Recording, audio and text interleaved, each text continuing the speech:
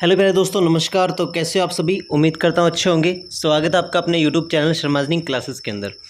दोस्तों, आज RPSC board ने आरपीएससी आयोग ने आरएएस प्री और मेंस यानी कि राजस्थान एडमिनिस्ट्रेटिव सर्विसेज का जो एग्ज़ाम होता है उसका जो प्रीलिम्स होता है और मुख्य परीक्षा जो होती है यानी प्री और मेंस, उन दोनों का सिलेबस विस्तृत रूप से जारी कर दिया है।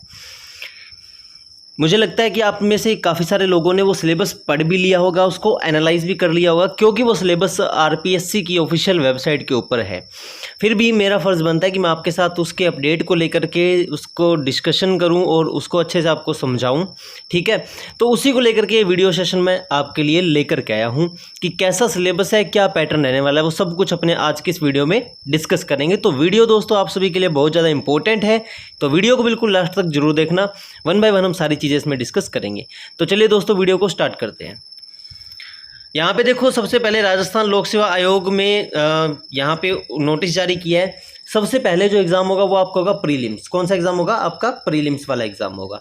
अब प्रीलिम्स के अंदर दोस्तों आपके जो सवाल हैं वो आपके 3 घंटे का समय रहेगा और अधिकतम 200 नंबर का इसमें आपका प्रीलिम्स होगा, जिसके अंदर आपका है सामान्य ज्ञान और सामान्य विज्ञान से रिलेटेड उसमें प्रश्न आएंगे। ठीक है, आपके लिए एजुकेशन क्राइटेरिया आपको जैसा पता ही है कि स्नातक डिग्री आपकी होनी चाहिए। ठीक है, और इसमें मल्टी चॉइस क्वेश्चंस होंगे, 150 क्वेश्चंस होंगे, सभी प्रश्न समान अंक के होंगे, और अगर आपका आंसर गलत होता है तो आपके 1/3 नेगेटिव मार्किंग इसमें रहने वाली है। जी हाँ दोस्तों, 1/3 इसमें नेगेटिव मार्किंग रहने वाली है। उसके बाद अपने बात करते हैं कि सिलेबस वाइज आप इसमें मोटी मोटी नज़र मार के देख सकते हैं कि सिलेबस क्या क्या रहने वाला है। देखो भाई, सिंपल सी बात है, आरएएस की जो परीक्षा है वो राजस्थान एडमिनिस्ट्रेशन की है, तो सिंपल सी बात है कि आपको राजस्थान के बारे में तो डीपली नॉलेज होना ही चाहिए।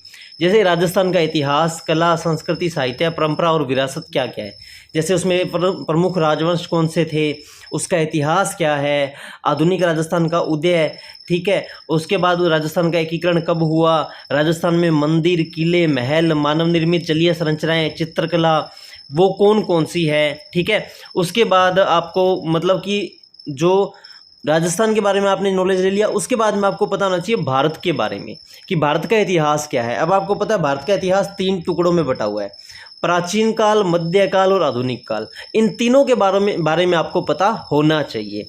देखिए, अगर मैं 1 बाय 1 अगर टॉपिक डिस्कस करूंगा तो वीडियो लंबी हो जाएगी, इसलिए मैं आपको इसमें जो महत्वपूर्ण पॉइंट्स है वो मैं आपको बता रहा हूँ। जैसे कि इंडिया के आपको तीनों के तीनों हिस्ट्री आपको पता होना चाहिए, प्राचीन काल, मध्यकाल और आधुनिक काल। जैसे कि भारत में सांस्कृतिक आधार कैसे हैं, वैदिक काल, सिंध काल कौन से थे, सातवाहन, गुप्त, चालुक्य, चोल ये क्या थे, प्राचीन भारत में कला और वास्तु का क्या महत्व था, प्राचीन भारत में भाषा कौन कौन सी बोली जाती थी, उसके बाद साहित्य का विकास कैसे हुआ, सल्तनत काल क्या था, मुगल काल क्या था, मध्यकाल क्या था, और भक्ति और सूफी आंदोलन क्या थे। जैसे भक्ति और सूफी आंदोलन हुए थे ना, तो वो उनके बारे में आपको पता होना चाहिए। प्लस भारत में कौन कौन से जो है मूवमेंट्स हुए थे, आंदोलन हुए थे, उनके बारे में आपको पता होना चाहिए। वैसे आप चाहो तो इस पर डीपली अगर आप कहो ना तो 1 से 1.5 घंटे की क्लास बनानी पड़ेगी, आपको सारा सिलेबस समझा दूंगा आरएएस का। लेकिन अभी आप इसके अंदर मोटा मोटा अंदाजा इसमें लगा सकते हो कि आपने क्या क्या पढ़ना है। वैसे ये पीडीएफ आप कहोगे तो मैं आपको व्हाट्सएप ग्रुप में भी शेयर कर दूंगा, और अगर आप कहोगे तो इस पर अलग से सेशन भी लगा दूंगा, और आरपीएससी की वेबसाइट पे तो ये है ही है। ठीक है, उसके बाद आपको भारतीय संविधान के बारे में पता होना चाहिए, इसकी राजनीतिक व्यवस्था क्या है, शासन प्रणाली क्या है, ये कैसे काम करता है, न्यायपालिका क्या होती है, कार्यपालिका क्या होती है, प्रधानमंत्री, राष्ट्रपति, मंत्रिपरिषद ये क्या होते हैं, निर्वाचन आयोग क्या होता है, राजनीतिक गठबंधन सरकारें कैसे बनती है, राष्ट्रीय एकीकरण कैसे होता है, इन सब के बारे में आपको पता होना चाहिए। उसके बाद हम बात करते हैं विश्व और भारत का भूगोल आपको पता होना चाहिए। भूगोल बोले तो जियोग्राफी। जी हाँ दोस्तों, जियोग्राफी आपको अच्छे से पता होनी चाहिए कि प्रमुख स्थलाकृतियाँ कौन कौन सी है। जैसे कहीं पे पहाड़ होते हैं, कहीं पे पठार होते हैं, कहीं पे मैदान होता है, कहीं पे मरुस्थल होता है, कहीं पे पानी होता है, तो ये सब चीज़ें आपको पता होनी चाहिए। इसके अलावा प्रमुख नदियाँ और झीलें कौन कौन सी है वो आपको पता होना चाहिए। कृषि कितने प्रकार की इसमें होती है, जैसे सीढ़ीदार कृषि होती है, मैदानों में एक अलग कृषि होती है, ठीक है, पहाड़ों में एक अलग कृषि होती है, घुमंतू खेती होती है, झूम खेती होती है, मतलब खेती के कई प्रकार होते हैं ना, वो आपको पता होना चाहिए। प्रमुख औद्योगिक प्रदेश के बारे में पता होना चाहिए। पर्यावरणीय मुद्दे जैसे कि वनोन्मूलन हो रहा है, जलवायु में परिवर्तन हो रहा है, ग्लोबल वार्मिंग आ रही है, मरुस्थलीकरण हो रहा है, ठीक है, ओजोन का अवक्षय हो रहा है, जो ओजोन लेयर होती है अपने O3 जिसे अपने बोलते हैं, ठीक है, जिसका फॉर्मूला O2+O होता है, उसका जो अक्षय हो रहा है वो किस वजह से हो रहा है, इसका नुकसान क्या है। और इसके अलावा आपको भारत के भूगोल के बारे में क्या पता होना चाहिए कि मानसून तंत्र और वर्षा का वितरण कैसे होता है, भारत में कौन कौन सी नदियाँ और झीलें हैं, प्रमुख फसलें कौन कौन सी होती है, जैसे गेहूँ, चावल, कपास, गन्ना, चाय और कॉफ़ी, इनके बारे में आपको पता होना चाहिए। उसके बाद अपने बात करते हैं, अभी ये प्रीलिम्स का ही चल रहा है, देखो मतलब प्रीलिम्स और मेंस, ये अगर आप टॉपिक पढ़ लेते हो तो आपका प्रीलिम्स और मेंस में सिलेक्शन होने के चांसेस बहुत ज़्यादा बढ़ जाते हैं। अभी तो और ठहरो, अभी मैं आपको बहुत इंपॉर्टेंट पॉइंट इसमें बताने वाला हूँ। उसके बाद बात आती है आर्थिक अवधारणाएं और भारतीय अर्थव्यवस्था।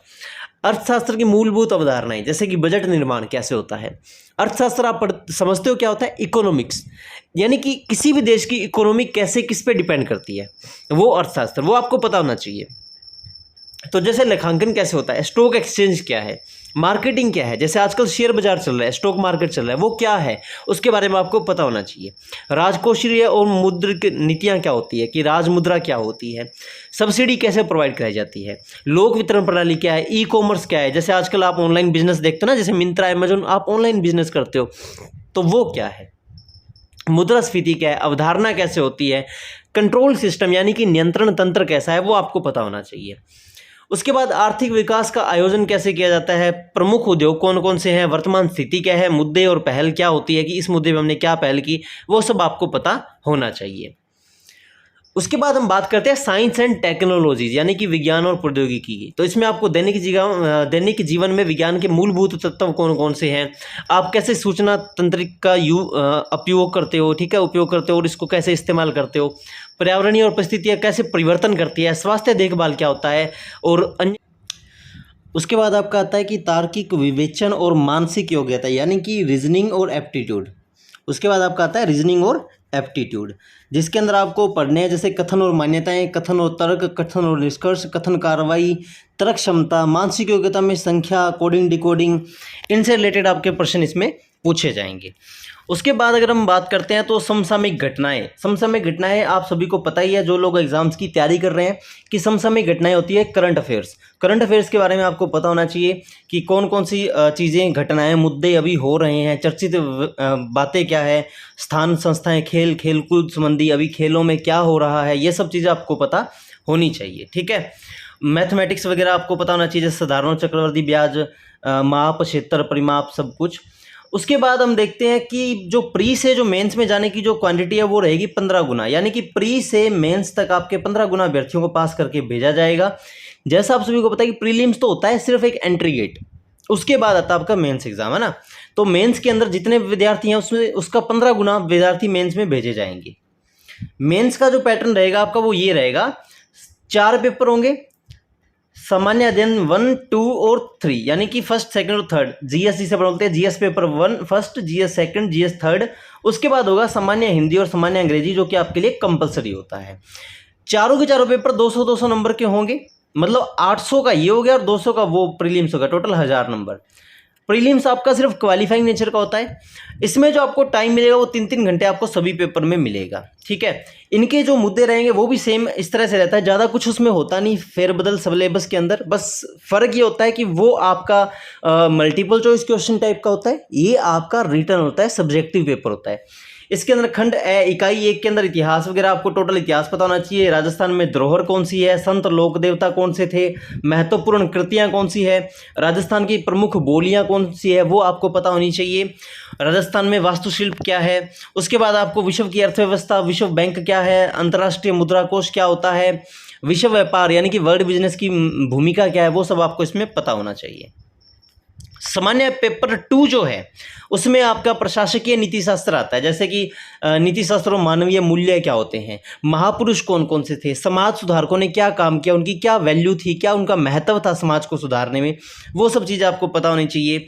जो चिंतक और दार्शनिक थे, आपने पढ़ा होगा ना एसएसटी में, चिंतक और दार्शनिक होते हैं, उनका क्या योगदान था समाज को सुधारने में, उन सब चीज़ों के बारे में आपको पता होना चाहिए। इसके अलावा आपको लोक प्रशासन और प्रबंधन का पता होना चाहिए, मुद्दे कैसी होती है, उसकी लोक प्रशासन की शक्तियाँ क्या है, वैधता क्या है, उसकी जिम्मेदारी, उत्तरदायित्व क्या है, प्रबंधन के कार्य क्या होते हैं, अभिशासन और अनुशासन क्या होता है, नया लोक प्रबंधन क्या होता है, ये सब चीज़ें आपको पता होनी चाहिए, ठीक है। तो टोटल कुल मिलाकर के आपका ये सिलेबस रहने वाला है प्रीलिम्स और मेंस का, जो मैंने आपको डीपली डिटेल के साथ बता दिया है। उम्मीद करता हूँ आप लोगों को समझ में आ गया होगा। अगर समझ में आ गया तो यार वीडियो को लाइक करके आप ये शो कर सकते हो कि आपको समझ में आ गया है। तो वीडियो को लाइक कर देना और यार इस क्लास को ज़्यादा से ज़्यादा लोगों तक शेयर जरूर कर देना, क्योंकि डिटेल सिलेबस मैंने इसमें बताया है, तो ताकि सभी ज़रूरतमंद लोगों तक ये सिलेबस पहुँच जाए। इसके अलावा आपका कोई भी डाउट या क्वेरी है कमेंट सेक्शन में कमेंट करो। और जो लोग हमारे चैनल पे नए हैं भाई, आपको इस चैनल पे स्टडी से रिलेटेड हर टाइप की वीडियो मिलेगी, तो चैनल को सब्सक्राइब करके बेल आइकन को दबा लो। और जो लोग गवर्नमेंट एग्जाम्स या किसी अन्य एग्जाम्स की तैयारी कर रहे हैं उनके लिए चैनल के ऊपर प्लेलिस्ट, आप लोग वहाँ से वीडियोज़ देख सकते हो। और हमारे साथ जुड़ने के लिए हमारे व्हाट्सएप ग्रुप का लिंक आपको नीचे मिल जाएगा डिस्क्रिप्शन बॉक्स में, वहाँ से जाओ और हमारे साथ जुड़ो। अभी भी आपका कोई डाउट या क्वेरी है कमेंट सेक्शन में कमेंट करके बताओ, आपके कमेंट का सुझाव जरूर दिया जाएगा। ठीक है, मिलते हैं दोस्तों नेक्स्ट वीडियो में, तब तक के लिए बाय बाय, टेक केयर, जय हिंद, जय भारत, लव यू ऑल।